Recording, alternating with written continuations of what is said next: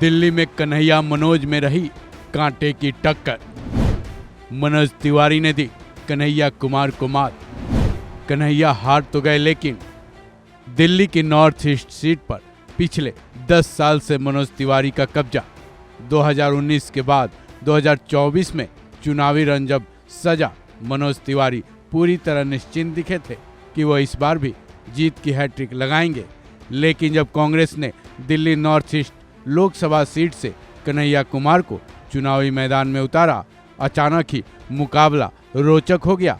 मनोज तिवारी के माथे पर बल पड़ा और दिल्ली की ये north east Lok Sabha seat high profile seat बन गया। राजनीति के जानकारों की माने तो एजुकेशन, तथ्यों की जानकारी और राजनीतिक समझ बेहद कम उम्र और समय में तिवारी से ज़्यादा कन्हैया कुमार में है। ऐसे में मनोज तिवारी का चिंतित हो जाना लाजमी था। मनोज तिवारी ने अपने क्षेत्र में कितना काम किया है, कितना नहीं, इसमें जाने के बजाय सीधे तौर पर उनके और कन्हैया के बीच कांटे की टक्कर कैसी रहेगी, इस पर चर्चाएं होने लगी। कन्हैया कुमार ने जब दिल्ली में लोकसभा चुनाव का प्रचार शुरू किया, उनका अपना ही अंदाज था। एक तरफ जहां मनोज तिवारी गाड़ियों के सनरूफ के जरिए जनता से मुखातिब होते थे, वहीं कन्हैया कुमार कभी पैदल दिखते रहे तो कभी लोगों के बीच एक आम आदमी की तरह दिखते रहे। कन्हैया के इस अंदाज को देखते हुए अब ये कहा जाने लगा कि कन्हैया कुमार की जीत तो पक्की है। लेकिन 4 जून को जब लोकसभा चुनाव का रिजल्ट आया, तब बीजेपी के खेमे में खुशी की लहर दौड़ गई, क्योंकि नॉर्थ ईस्ट लोकसभा सीट से मनोज तिवारी की जीत हुई। मनोज तिवारी ने जीत की हैट्रिक लगा डाली। वहीं तिवारी के सामने कन्हैया कुमार को हार का सामना करना पड़ा, लेकिन कन्हैया कुमार ने दिल्ली के नॉर्थ ईस्ट लोकसभा सीट का मुकाबला बेहद रोचक कर दिया।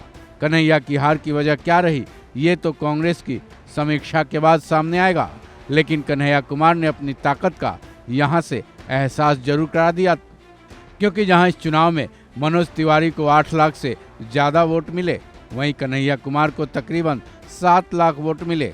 कन्हैया कुमार दिल्ली से पहली बार चुनाव लड़ रहे थे।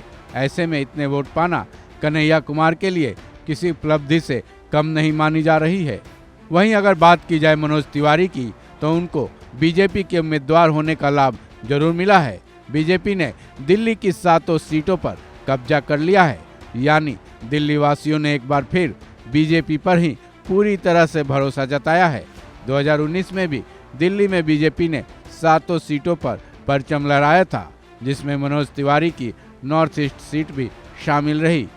2019 में मनोज तिवारी ने कांग्रेस उम्मीदवार को मात दी थी और उनको 3.5 लाख से ज़्यादा वोटों के अंतर से मात दी थी।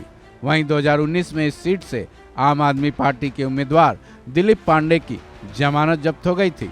बहरहाल एक बार फिर मनोज तिवारी ने दिल्ली की नॉर्थ ईस्ट सीट से जीत का परचम लहराया है। हालांकि कन्हैया कुमार को हार का मुंह देखना पड़ा है, फिर भी उन्होंने इस चुनाव में अपनी गहरी छाप जरूर छोड़ दी है। इस खबर में बस इतना ही। बाकी अपडेट्स के लिए जुड़े रहें वन इंडिया हिंदी के साथ।